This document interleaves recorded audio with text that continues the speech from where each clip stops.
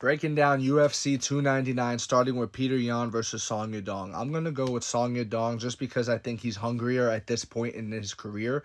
Whereas Peter Yan, he's already been there, done that. He's been a champion. He's fought for world titles. He's been considered a top 3 pound-for-pound fighter in the world before. It's hard to get back to that once you've lost it. You know, people who achieve great things, it's a lot harder to achieve them again because that motivation's not there. It's like, why are you doing it again? I already climbed Mount Everest. Why do I want to climb it a second time? You know, it's just different. And Peter Yan is a prize fighter. He's going to keep fighting and earning a living. But Song Yadong, he hasn't been where Peter's been. And I think he wants to get there. And I think that hunger, you know, he's repping China. China MMA is in boom right now. So I think Song Yadong gets it done based off of that. And then we have Gilbert Burns versus Jack Della Maddalena. I think Jack Della, sort of the same thing. He's 27 years old. Gilbert Burns is 37 at welterweight. That's not a great place to be. He's getting up there in age, a little bit long in the tooth. And the thing with Gilbert Burns is, if you watch that Bilal Muhammad fight, apparently he had a shoulder injury, and that's why he wasn't able to really let the hands go as much. So why do I bring that up? I bring that up because when you get older in this sport, you know, that happens. You get injuries more. Your body's breaking down. It's a lot of wear and tear. It's a lot of mileage on that vehicle, so to speak. And Jack Della, only 27 years old, he's got a lot less mileage. And maybe Gilbert Burns can turn back the clock and do something. Maybe he could break out that grappling and show Jack Della that, you know, he's got that world championship jiu-jitsu black belt for a reason. But I don't know. I think Jack Della, probably by decision, I would say. I think he's got it by decision. Then I'm going to go with Holland and Michael Venom Page. I like Michael Venom Page. He's a highlight reel waiting to happen. If you look, he's crushing people's skulls. He's, you know, the impact that he brings with these fight-ending strikes is just something to behold. His highlight reel is second to none.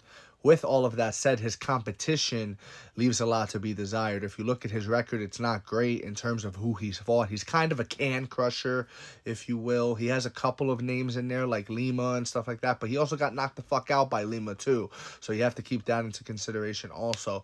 Now, Kevin Holland, on the other hand, is going to be the best guy that Michael Venom Page has fought. Not only that, but Kevin Holland is going to possess power in his right hand as well. Kevin Holland is just as long, just as tall, just as rangy, all things like that. And he's younger than Michael Venom Page too.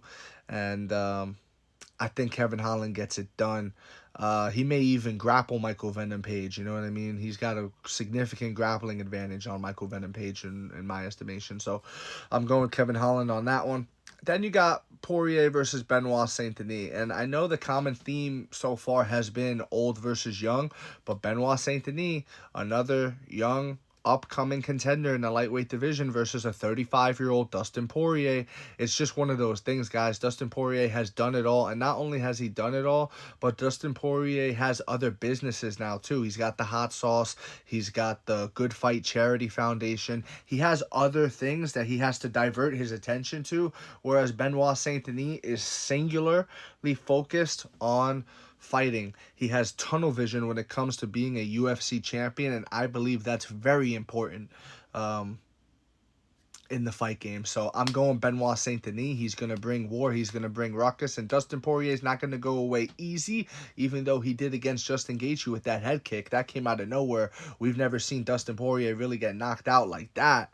So that was interesting, but you know, that's my take on that one. As much as it may pain people to hear it, I'm going Benoit Saint-Denis over Dustin Poirier. Now we've got O'Malley versus Marlon Chito Vera. And if you watch the first fight, I don't think that was a fluke, guys. I think that was just well-timed, well-placed leg kicks from Marlon Vera.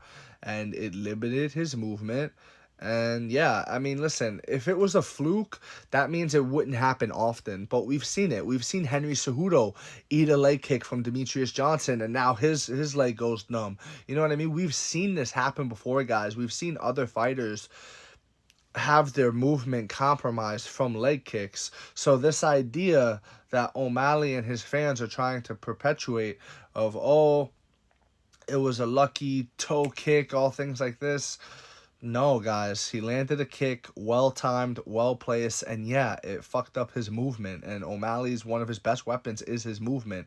Another thing, Chito Vera has great octagon cutting techniques, his footwork as well. He does not follow O'Malley around the cage. And I'll give you an example. Go watch Ian Gary versus Jeff Neal. Jeff Neal did not cut off the cage. Jeff Neal did not corner Gary at any point up against the cage. He was constantly following him. He was constantly basically left on the string, and Gary was, playing with him. So that's not the case in this fight. Vera knows how to be slow, methodical, cut off the cage, do these things, take his time, be disciplined, be patient, read what's coming at him, and it's a 5-round fight, and he's technically a slow starter. So I believe he's going to get going midway into the first. Second round comes, third round comes, and I think Sean O'Malley is the type of guy who, when things start to go bad for O'Malley, it kind of snowballs. I think it snowballs, and the momentum builds and builds and builds, and then it's an avalanche. And I just see that happening. I see Marlon Vera getting his hand raised again 2 times in a row. And yeah, that's how I see it going down. Let me know what you think in the comment section below. If you agree, disagree, doesn't matter. Join the discussion and follow for more. Thank you. You are appreciated.